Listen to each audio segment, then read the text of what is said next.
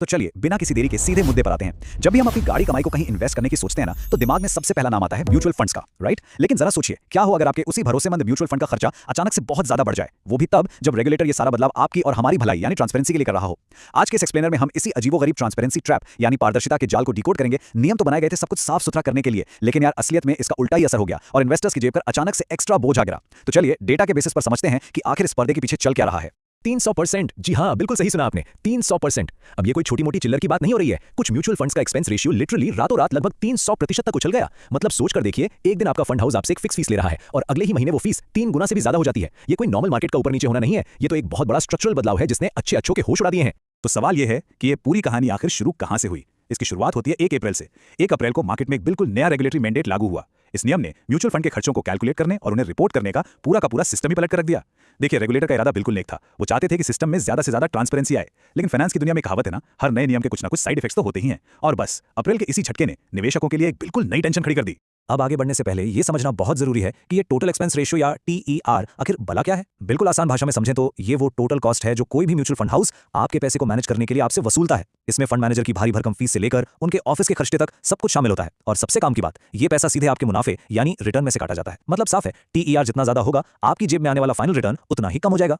तो अब देखते हैं कि ये नया नियम आखिर काम कैसे करता है। नए मैंडेट ने साफ कर दिया कि भाई अब म्यूचुअल फंड्स अपने खर्चों को ऐसे ही गोलमोल या एक साथ मिलाकर नहीं दिखा सकते। अब उन्हें खर्चे 3 अलग अलग हिस्सों में बांटने होंगे। पहला है बेस एक्सपेंस यानी फंड का अपना मूल खर्चा। दूसरा है ब्रोकरेज कॉस्ट जो शेयर्स को रोजाना खरीदने और बेचने पर लगती है। और तीसरा हिस्सा है GST और STT जैसे टैक्स का। पहले ये सारी चीजें एक ही बिल में छुप जाती थी, लेकिन अब फंड हाउसेस को इन्हें हर दिन, जी हाँ हर दिन, अलग अलग कैटेगरी में रिपोर्ट करना जरूरी हो गया है। और सही मायनों में देखा जाए तो ये नया सिस्टम एक डेली रिसीट यानी हर दिन के पक्के बिल की तरह बन गया है।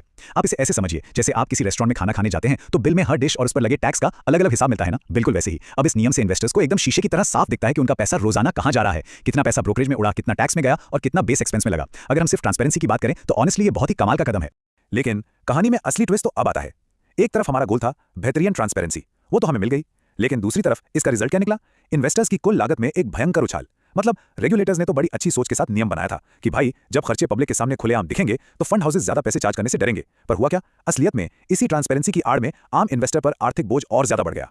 अब आप पक्का ये सोच रहे होंगे कि यार ऐसा हुआ कैसे, जब नियम ट्रांसपेरेंसी के लिए बने तो हमारी कॉस्ट कैसे बढ़ गई। दरअसल हुआ ये कि जब सिस्टम ट्रांसपेरेंट रिपोर्टिंग की तरफ शिफ्ट हो रहा था, उसी बीच म्यूचुअल फंड हाउसेस को अपनी कॉस्ट एडजस्ट करने की एक खिड़की मिल गई। इसे आप एक एडजस्टमेंट विंडो कह सकते हैं। और इसी ट्रांजिशन पीरियड का फायदा उठाकर कई फंड हाउसेस ने बहुत ही शांति से अपनी अंडरलाइंग बेस रेट को ही ऊपर खिसका दिया। उन्हें पता था कि अब खर्चे अलग अलग तो दिखेंगे ही, तो क्यों ना चुपचाप अपने बेस एक्सपेंस का ही मार्जिन बढ़ा लिया जाए।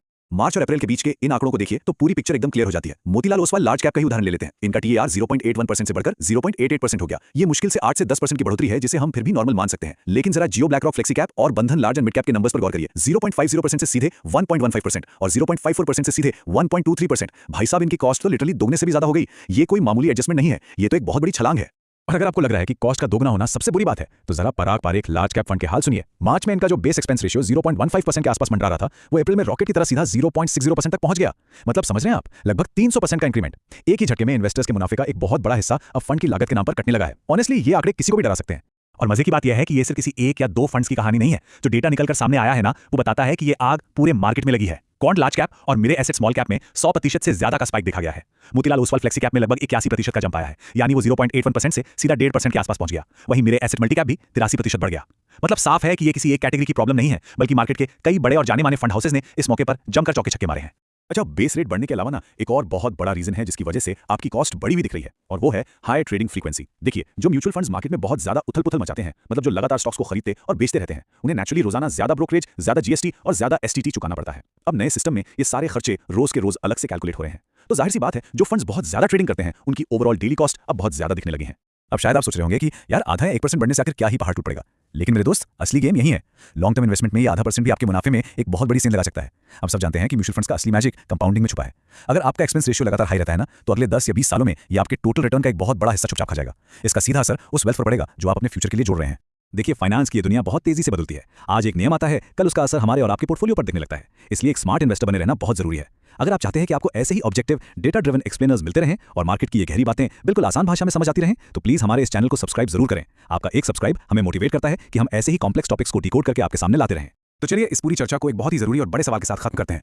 क्या खर्चों में आया ये अचानक उछाल और ये डेली फ्लक्चुएशंस अब मार्केट का नया नॉर्मल बन जाएगा, या फिर म्यूचुअल फंड्स के बीच जो ये गला काट कंपटीशन है वो आगे चलकर इन फंड हाउसेस को मजबूर कर देगा कि भाई अपने ये बड़े हुए खर्चे वापस कम करो। ये ट्रांसपेरेंसी का एक ऐसा दौर है जिसने शुरुआत में तो सबको झटके दिए हैं, पर असली सस्पेंस ये है कि लॉन्ग रन में बाजी कौन मारता है। आप इस बारे में क्या सोचते हैं? अपना पैसा सोच समझकर इन्वेस्ट करते रहिए और हमेशा जागरूक रहिए।